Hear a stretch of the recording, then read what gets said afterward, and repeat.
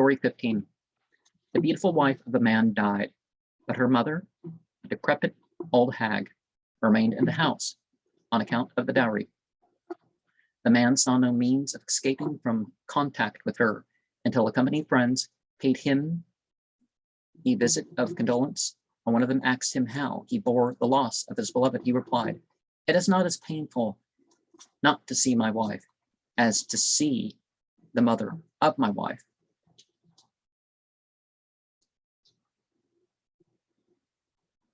The rose has been destroyed, and the thorn remained.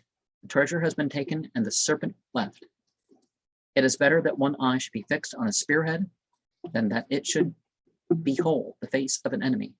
It is incumbent to sever connection with 1,000 friends rather than to behold a single foe.